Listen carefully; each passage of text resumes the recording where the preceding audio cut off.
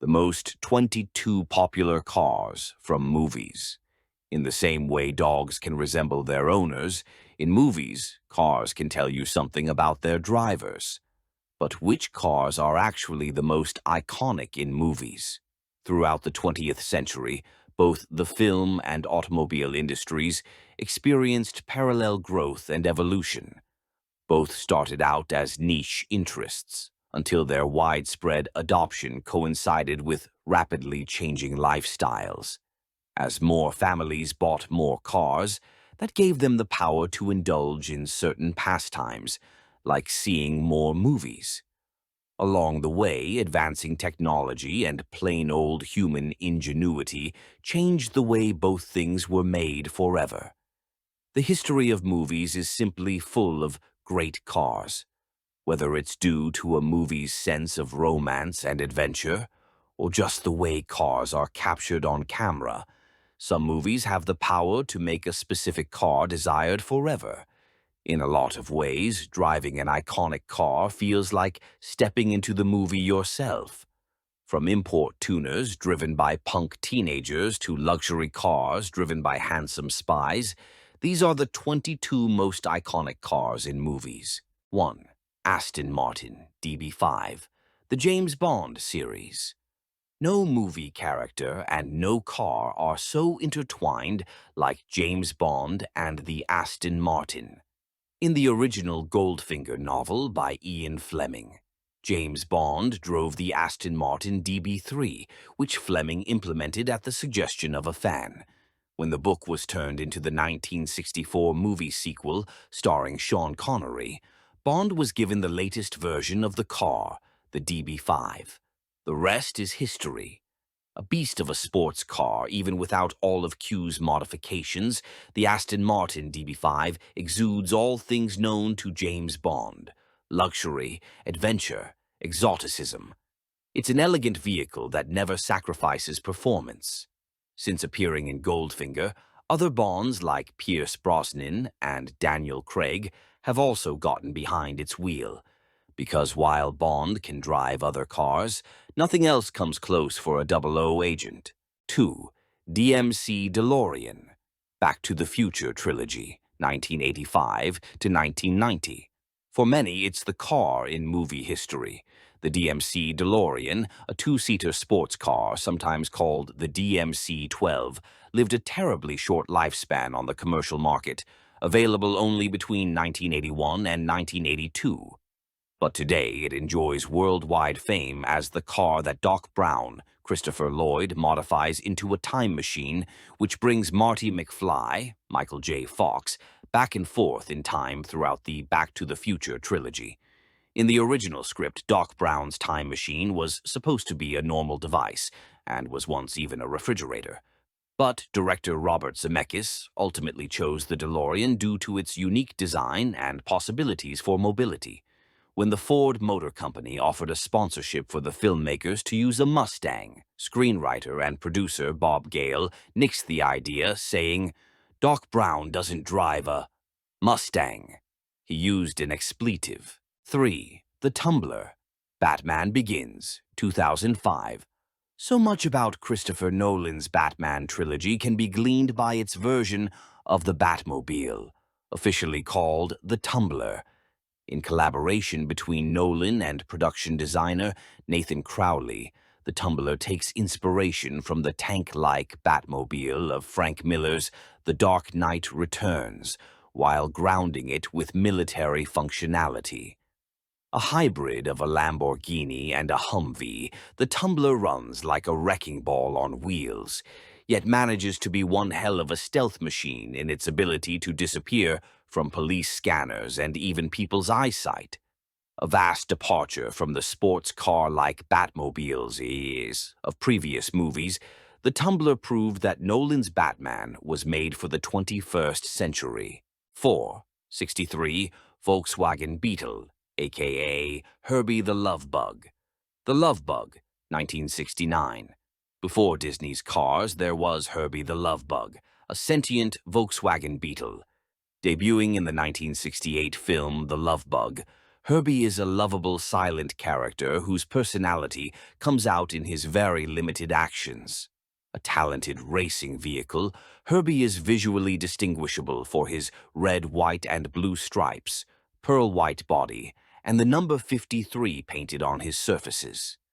While the Volkswagen Beetle enjoyed a prolific history before the movie, the Love Bug and its many sequels make it hard to ignore how much Herbie has made the Beetle a commonplace vehicle on roads everywhere. 561. Ferrari 250 GT, California Spider, Ferris Bueller's Day Off. 1986, in John Hughes's iconic teen film Ferris Bueller's Day Off, Cameron's dad, who is never seen in the movie, seems to prize his Ferrari more than his own family, and so it becomes a metaphor for the lofty expectations parents burden their kids, along with whatever intrusive forces people let disrupt the sanctity of their homes.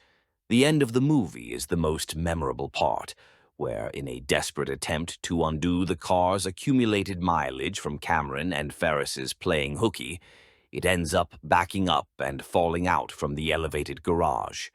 That Cameron takes it as an opportunity to confront his father without fear is a bold step forward for him and a moving lesson for anyone else struck frozen by filial piety. That people see the movie and still revere this iconic Ferrari model anyway shows how much people are willing to miss the point. 6. 1969. Boss 429 Mustang. John Wick 2040. Keanu Reeves. John Wick isn't the first man of action to drive a Ford Mustang, but you get the feeling he wouldn't care if he was. The Boss 429, a very valuable variant of the Ford Mustang, is a prized and powerful car that was mostly made for NASCAR competition and sold in very limited quantities. Because of its rarity, the filmmakers of John Wick actually used a Mustang Mach 1, itself a very formidable car. But on screen it is the Boss 429, which is an important detail to understand John Wick. The Boss 429 is lethal in its ability, effortlessly cool, and almost one of a kind. Sounds like a certain sharp-dressed assassin, doesn't it? 770. Dodge Charger, the Fast and the Furious. Those who live their lives a quarter mile at a time probably drive a Dodge Charger like Dom, while the General Lee from Dukes of Hazzard popularized the Charger. It was Vin Diesel's Dom Toretto, a mechanic and muscle car faithful who made it cool for a new generation in 2001's The Fast and the Furious. While the car got wrecked in a final race against Brian, Paul Walker, at the end of the movie, it has subsequently reappeared in almost every Fast and Furious sequel afterward, taking Dom everywhere to places like Tokyo, London, New York, and even the Arctic. It seems to run on the power of family. 8. The Gigahorse. Mad Max Fury Road, 2005. If there is a car that evokes the spirit of heavy metal music, it's the Gigahorse, the crown jewel of Immortan Joe's. Played by actor Hugh Keys Byrne, Armada, and his personal ride in George Miller's modern classic, Mad Max Fury Road. The Gigahorse is made up of 1959 Cadillac Coupe de Villes, crudely stacked on top of each other in a most unholy way, plus tractor tires, including rear wheels 70 inches in diameter.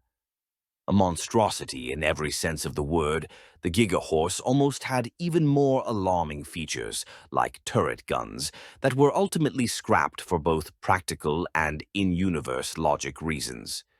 It's a car that evokes power in the gaudiest way and terrifying to see coming at you at full speed. 9. Chitty, Chitty Bang Bang. Chitty Chitty Bang Bang, 1968. It sounds dirty, and there's a chance it actually is, but Chitty Chitty Bang Bang is the name of a classic race car featured in James Bond creator Ian Fleming's children's book, Chitty Chitty Bang Bang, and celebrated 1968 film version starring Dick Van Dyke, about a magical car that can fly. Fleming was inspired by several real-life British racing cars, whose engines were so loud it inspired its name. There's also rumors it comes from a bawdy World War I song. Regardless of where the name originates, Chitty Chitty Bang Bang is a steampunk dream notable for its wood chassis and aeronautical engine. In a 2011 interview with the Los Angeles Times, Dick Van Dyke recalled that the car, which he actually drove for the movie, was difficult to maneuver, describing it like trying to steer a battleship. 10. 1916 Austin Mini Cooper, S. The Italian Job, 1969. Starring in one of the most elaborate chase scenes of all time is a surefire way to become an unforgettable car. In the iconic British comedy crime movie The Italian Job, several variants of the Austin Mini Cooper S speed around Italy, terrifying pedestrians but amusing audiences by how nimble these tiny fellas can maneuver around tight roads and alleys. While the 2003 Hollywood remake also featured reborn Minis with model year 1997 and actually modified for the film to become electric vehicles, the Minis seen in the original movie can't be beat, being so synonymous with British pop culture of that decade. 11. 2006 Chevrolet Camaro. Concept Transformers 2007. Who wouldn't want to drive a Transformer? In Michael Bay's film version of the 80s anime, teenager Sam Witwicky, Shia LaBeouf, is desperate to get his first car only to end up with the Autobot scout Bumblebee. Initially appearing as a rusty 76 Camaro, Bumblebee gets a wild 21st century upgrade midway through the movie by replicating a then unavailable fifth-generation Chevrolet Camaro. It was first unveiled a year earlier at the 2006 North American International Auto Show. While the general public couldn't get these Camaros for themselves until 2009, the epic success of Transformers instructed dudes everywhere on what to look for when the time came to buy one. Of course, many of them got it in Bumblebee Yellow, too. 12. 1948 Ford Deluxe, a.k.a. Greased Lightning. Grease, 1978. It's systematic, hydromatic, ultramatic. Why? It's greased lightning. In the 1978 film version of the stage musical, John Travolta's Danny Zuko pours his heart and soul into Greased Lightning, a souped-up 1948 Ford Deluxe that magically and inexplicably changes from white to red paint. Originally bought by Danny's friend Kenickie to race other greasers with, it's ultimately Danny who gets behind the wheel. While there are plenty of iconic cars in movies, none of them have their own theme song, but Greased Lightning does. Go, Greased Lightning! Go, Greased Lightning!